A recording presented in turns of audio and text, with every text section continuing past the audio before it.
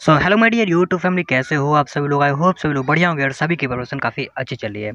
तो दोस्तों, ये वीडियो काफ़ी समय के बाद हमारे इस चैनल पर आ रही है और काफ़ी इंपॉर्टेंट वीडियो है। जिन लोगों का सिलेबस लगभग 60 से 70% अगर कवर हो गया है तो ये वीडियो उनके लिए काफ़ी हेल्पफुल होने वाली है। तो वीडियो को एंड तक जरूर देखिएगा। तो सबसे पहले तो मैं आपको कुछ ऐसे पॉइंट्स बताऊंगा जिन्हें फॉलो करने के बाद आप अपना स्कोर जो है वो काफ़ी हद तक इंक्रीज कर सकते हैं।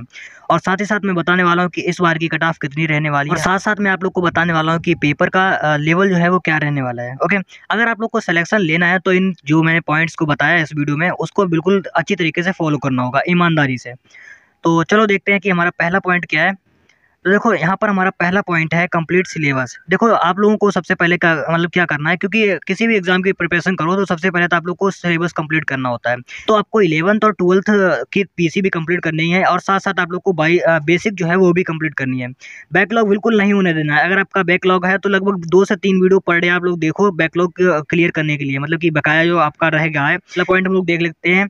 देखो, रिवाइज योर सिलेबस। मैं आप लोग को कई बार बता चुका हूँ कि जो सिलेबस आपने कंप्लीट कर रखा है उसको मल्टीपल टाइम रिवाइज करो। एक या फिर दो बार से रिवाइज करने से कुछ नहीं हो पाएगा। जैसे कि आप लोगों ने मान लिया कि सिलेबस आप लोग रिवाइज कर रहे हो और रिवाइज करने के दौरान आप लोगों को कोई बहुत ही इंपॉर्टेंट पॉइंट दिख गया, उसको क्या करो, आप शॉर्ट नोट्स के तौर पर नोट कर लो। ओके, ताकि दोबारा वो आपको उसे सर्च ना करना पड़े कई सारे पेज पलटने के बाद। तीसरे पॉइंट्स की ओर हम बढ़ते हैं। Focus on your weak subject.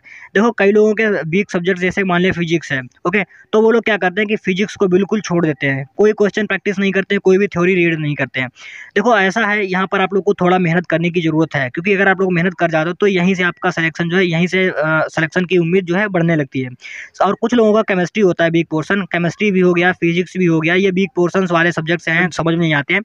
तो भाई थोड़ा थोड़ा यहाँ पर दिमाग लगा लो और थोड़ा थोड़ा मेहनत कर लो, यहाँ पर हो जाएगा। ओके, और इंग्लिश में जो है काफ़ी ज़्यादा प्रॉब्लम देखने को मिलती है। जैसे कि हिंदी मीडियम वाले बच्चे हैं, जैसे कि मैं भी हिंदी मीडियम बैकग्राउंड से हूँ, लेकिन इंग्लिश में जो है कभी कभार प्रॉब्लम हो जाती है, मुझे भी हो जाती है और कई भी हिंदी मीडियम वाले बच्चे हैं उनको भी हो जाती है।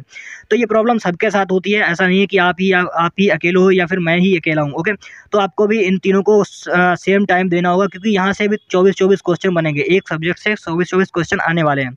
ओके, तो आप लोग को सभी सब्जेक्ट्स को इक्वल टाइम देना है। 4 नंबर पॉइंट में मेंशन भी किया है, don't focus on one subject.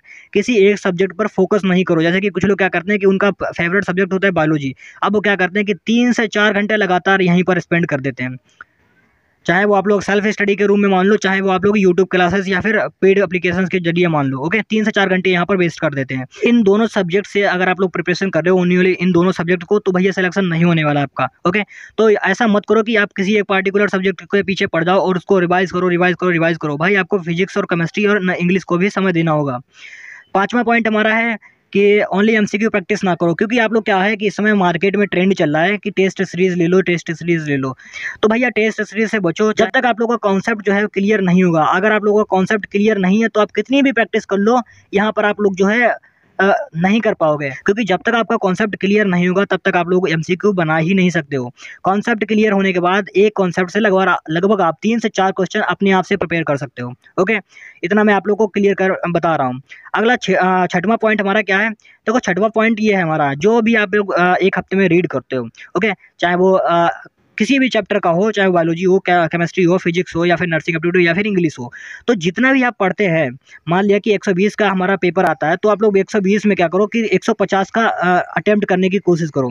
और 150 का अटेम्प्ट करने के साथ साथ आप लोग टाइमर सेट करके बैठो। इस बार आपका समय जो है वो काफ़ी कम कर दिया गया है और नंबर ऑफ क्वेश्चन भी कम कर दिए गए हैं। उसके बारे में मैं आगे बात करूंगा। ओके, कट ऑफ के बारे में बता रहा हूँ आप लोग को, थोड़ा वेट करिएगा। कि मान लिया कि जो क्वेश्चन आपका गलत हुआ है, उस क्वेश्चन को देखना है कि ये वाला क्वेश्चन किस चैप्टर से आया हुआ है, उस चैप्टर में जाना है, वहां पर उसका कॉन्सेप्ट क्लियर करना है। कॉन्सेप्ट क्लियर करने के बाद फिर से वही क्वेश्चन अटेम्प्ट करना है। अटेम्प्ट करने के बाद आपको लग रहा है कि अभी यहाँ पर मुझसे गलती नहीं होगी, तब जाने देना उस क्वेश्चन को। और खासकर ये चीज़ फिजिक्स या फिर केमिस्ट्री में नहीं पढ़ना है, क्योंकि फिजिक्स में आप लोग क्या करते हो कि न्यूमेरिकल सॉल्व करने लगते हो। भैया न्यूमेरिकल्स हमारे एग्जाम में नहीं आते हैं। अगर न्यूमेरिकल्स आएंगे तो कैसे आएंगे, देखो स्पीड के ऊपर न्यूमेरिकल्स आ सकते हैं। ओके, वॉल्यूम डिफाइन करने को बोलेगा, वॉल्यूम के ऊपर न्यूमेरिकल्स आ सकते हैं। क्योंकि मैंने एग्जाम दिया है तो मुझे पता है कि कैसे न्यूमेरिकल्स आते हैं। देखो पिछली बार पूछा गया था कि कोई सीट दी है, ये सीट दी है, इसकी लेंथ दे दी गई थी, इसका विड्थ दे दिया गया था और इसकी हाइट दे दी गई थी। अब इक्वल इसका वॉल्यूम पूछा कि टोटल वॉल्यूम कितना होगा, तो भाई इन तीनों को आपस में ऐड कर दो, जो भी वॉल्यूम आता है वो आपका वैल्यूम हो जाता है। तो ऐसा इतने शॉर्ट मतलब कि ज़्यादा लेंदी क्वेश्चन नहीं आते हैं, काफ़ी शॉर्ट क्वेश्चन आते हैं, ऐसे क्वेश्चन आते हैं। ओके, तो हम अगले पॉइंट पर बढ़ते हैं। देखो अगर आप लोगों ने इतना सब कुछ कर लिया जो मैंने बताया, ओके, तो पेपर का लेवल मैं आपको मोटे मोटे तरीके से बताऊँ तो बेसिक के साथ साथ थोड़ा सा मॉडरेट होगा। ओके, और बाकी आप लोग को डरने की जरूरत नहीं है कि हार्ड होगा हार्ड होगा हार्ड होगा। अगर मान लिया हार्ड होता भी है तो 3 से 4 क्वेश्चन आप लोग को देखने को मिलेंगे। ओके, तो ये वाला डिस्कस मतलब ये वाला कन्फ्यूजन मैंने आपका क्लियर कर दिया। पहले हमारे क्वेश्चन पूछे जाते थे 200, अब 200 से 120 बचे हुए हैं। ओके, 200 से 120 बचे हुए हैं। पहले लगभग 3 घंटे के आसपास समय मिलता था, अब लगभग 2 घंटा कुछ मिनट मिल रहा है। ओके, तो भाई जब क्वेश्चन हमारे यहाँ पर पहले इतने थे, अब क्वेश्चन घटे हैं, तो भाई टाइम भी हमारा घटा है। तो दोनों तरफ से आप लोग को बताना चाहता हूँ कि कोई भी इफेक्ट नहीं पड़ेगा एग्जाम पर। मतलब कि ऐसा कंफर्म करके नहीं बता सकता, लेकिन थोड़ा बहुत आप लोग कह सकते हो कि मॉडरेट लेवल के क्वेश्चन देखने को मिलेंगे। मतलब कि आपको क्वेश्चन जो है वो घुमा फिरा के पूछे जाएंगे, लेकिन क्वेश्चन वहीं से आएगा जहाँ से आप लोगों ने प्रिपरेशन कर रखी होगी। और यहाँ तक अगर आप लोग आ गए हो तो भाई जो लोग हमारा इस चैनल पर नए हैं वो लोग प्लीज़ सब्सक्राइब करके जाइएगा। और बाकी कोई भी अगर डाउट आपके मन में है तो आप प्लीज़ कमेंट करिएगा, मैं उसको रिप्लाई देने की कोशिश करूँगा। बाकी मिलता हूँ न्यू वीडियो में, तब तक के लिए जय हिंद जय भारत।